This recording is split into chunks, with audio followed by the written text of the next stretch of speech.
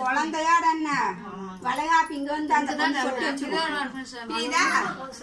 வச்சுக்கணும் நடக்கணுங்க.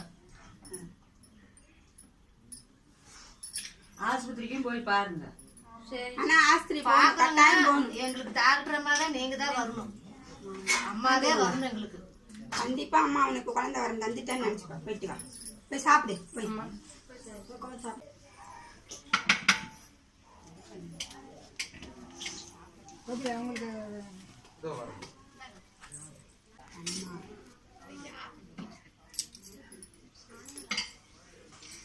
பிரசாதம்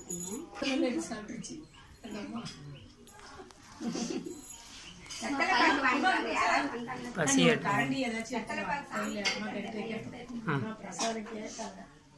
எத்தனை பாக்கு